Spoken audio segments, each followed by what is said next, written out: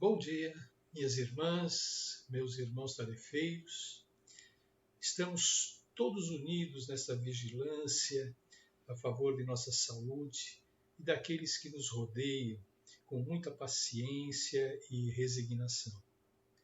Estou surpreso e feliz com os nossos amigos trabalhadores que estão se dedicando nesta fase a desenvolver os seus talentos, como o nosso âncora, o Fabinho, o mestre Hélio, o nosso quântico Carlos, a maestrina Silvia, a nossa oradora Dona Irma e todos os colaboradores da casa que de uma forma ou de outra estão fazendo alguma coisa e não deixando com que a peteca caia. Parabéns a todos. Mas nesta semana consagrada a várias liturgias católicas, eu volto a falar aos meus irmãos sobre esta data tradicionalmente comemorada no catolicismo e que está inclusa na Semana Santa e que teve o seu início no domingo passado, com o Domingo de Ramos, que foi tema, inclusive, do nosso Evangelho Dominical. Vamos falar da Sexta-feira Santa, que celebra um mistério pascal, em que a paixão, a morte, a ressurreição de Jesus Cristo são relembradas e refletidas pelos cristãos. Mas, para ajudar a entender melhor o que cada dia da Semana Santa representa para a Igreja Católica, eu vou procurar explicar a importância de alguns desses dias e o que é celebrado durante este período. Bom Evangelho.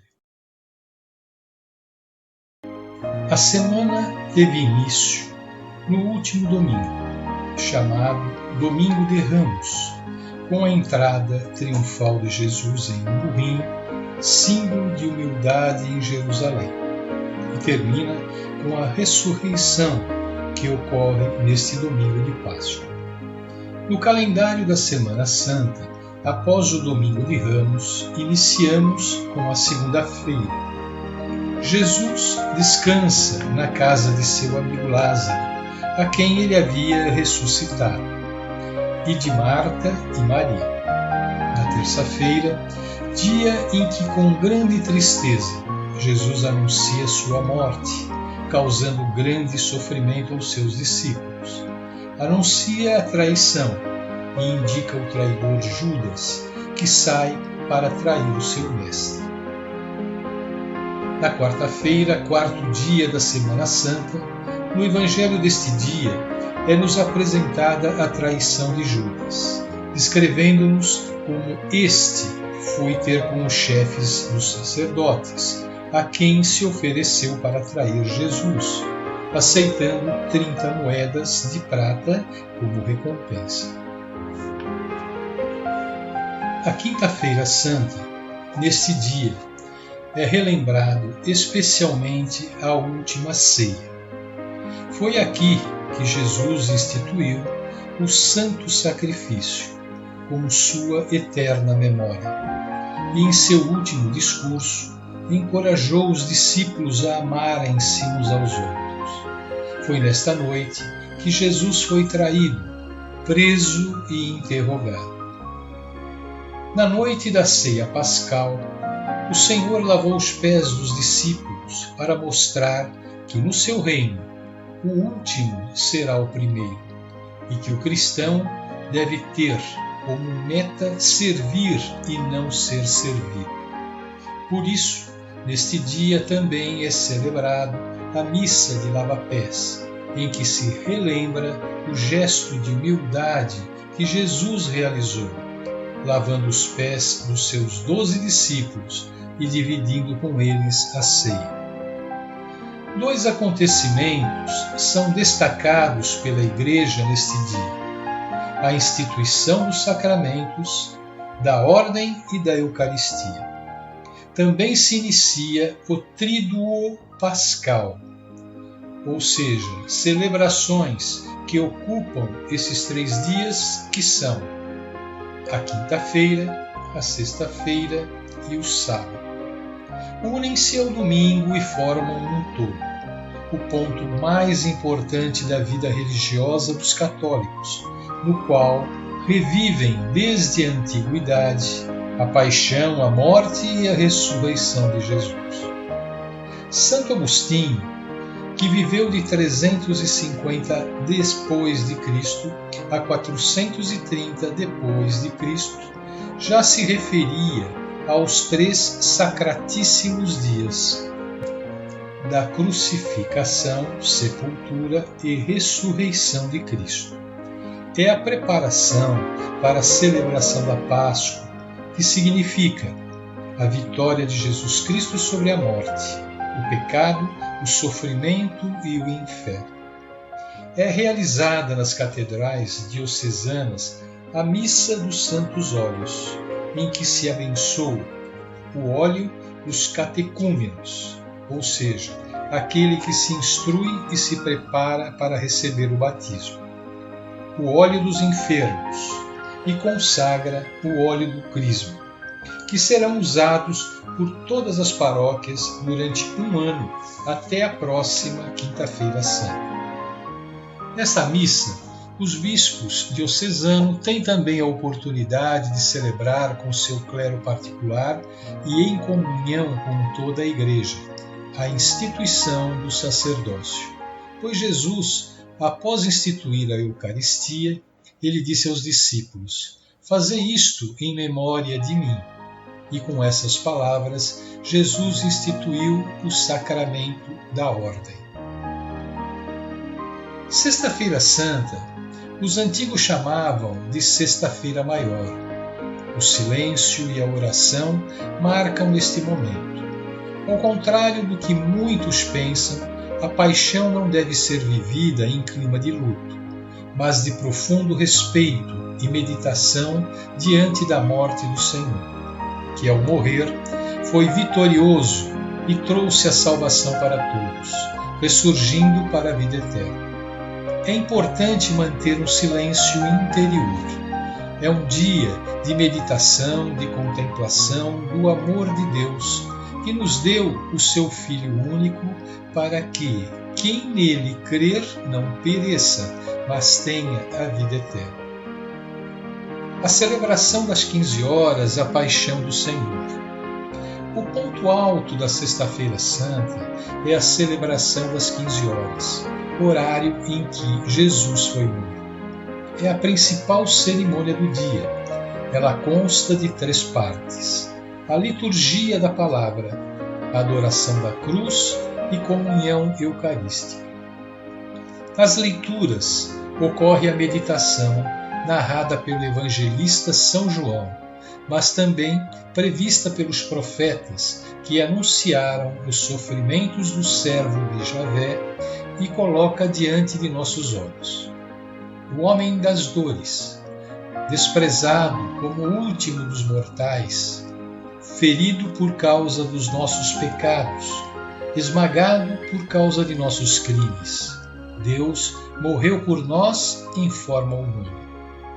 Neste dia, podemos também meditar com profundidade sobre as 7 palavras de Cristo na cruz, antes da sua morte.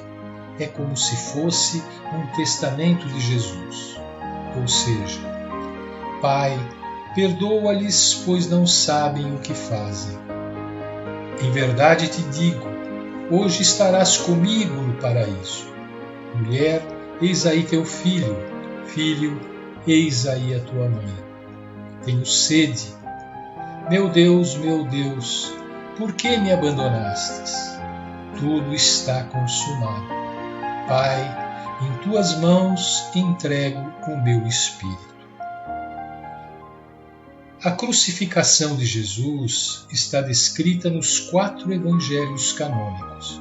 Foi atestada por outras fontes antigas e está firmemente estabelecida como um evento histórico, confirmado por fontes não cristãs.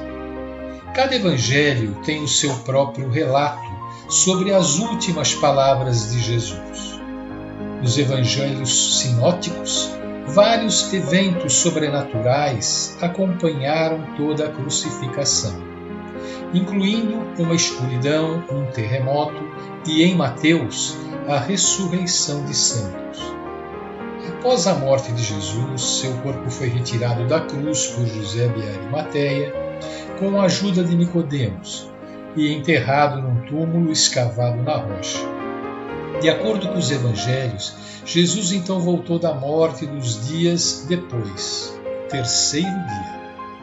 Os cristãos tradicionalmente entendem a morte de Jesus na cruz como sendo um sacrifício proposital e consciente, dado que Jesus não tentou se defender em seus julgamentos.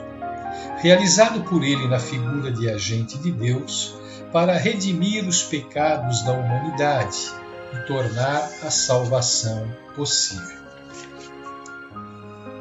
Na perspectiva espírita, Jesus é um modelo humano de perfeição, segundo diz Allan Kardec em O Livro dos Espíritos. Para a doutrina espírita, Jesus veio com a missão divina de cumprir a lei, que fora anteriormente revelada por Moisés, a primeira e segunda revelação. Ele, contudo, não disse tudo e foi completado pela terceira revelação, o Espiritismo. Kardec examina a natureza do Cristo nas obras póstumas, onde é taxativo. As discussões sobre a natureza corpórea do Cristo foi causa dos principais cismas da Igreja e refuta todos os fundamentos para o dogma da divindade de Jesus, razão pela qual a crença na Trindade não tem qualquer embasamento no Espiritismo. Ressaltando que, dada a missão que cumpriu, Jesus foi um mensageiro direto de Deus, mais que um profeta, e que, como homem, tinha a organização dos seres carnais, porém, como espírito puro, desprendido da matéria, havia de viver mais da vida espiritual do que da vida corporal. Jesus não agia como médium, atuando por si mesmo e por conta de seu poder pessoal, a não ser nos momentos em que agia como um intermediário do poder de Deus. O Espiritismo, quanto à Semana Santa, confirma o significado destas datas, em referência às outras religiões e doutrinas cristãs, além de respeitar todo o simbolismo externo em que as mensagens ou as mesmas empregam. Porém, a prática espírita não é recheada com estes rituais simbolistas. Os rituais que falamos dizem respeito ao ato de comer somente o peixe, o jejum que prepara a entrada da Semana Santa e etc. Como já é de praxe, a intenção do Espiritismo frente a estas datas está no cumprimento dos ensinamentos morais que elas trazem, pois de nada adiantaria seguir à risca aqueles rituais ensinados pela Igreja, mas que suas atitudes íntimas não são, digamos, santas. O Espiritismo, embora sendo uma doutrina cristã, entende de forma diferente alguns dos ensinamentos das igrejas cristãs. Na questão da ressurreição, para nós espíritas, Jesus apareceu a Maria de Magdala e aos discípulos com seu corpo espiritual, que chamamos de perispírito. Entendemos que não houve uma ressurreição corporal física. Jesus de Nazaré não precisou derrogar as leis naturais do nosso mundo para afirmar o seu conceito de missionário. A sua doutrina de amor e perdão é muito maior que qualquer milagre, até mesmo a ressurreição. Isto não invalida a festa da Páscoa se a encararmos no seu simbolismo. A Páscoa judaica pode ser interpretada como a nossa libertação da ignorância, das mazelas humanas, para o conhecimento, o comportamento ético-moral. A travessia do Mar Vermelho representa as dificuldades para a transformação. A Páscoa cristã revela a vitória da vida sobre a morte, o sacrifício pela verdade e pelo amor. Jesus de Nazaré demonstrou que se pode executar homens, mas não se consegue matar as grandes ideias renovadoras, os grandes exemplos de amor ao próximo e de valorização da vida. Este é o mistério da fé, que nosso Mestre Jesus viveu e morreu, nos ensinando o caminho para a nossa evolução e para o nosso bem maior. Meditemos neste período sobre nossa vida, nossos compromissos, sobre nossa família, nossos relacionamentos e com uma reflexão sadia encontremos o nosso caminho, o caminho da verdadeira felicidade.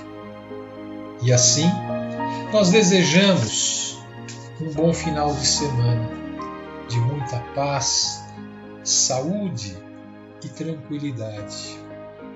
E que assim seja.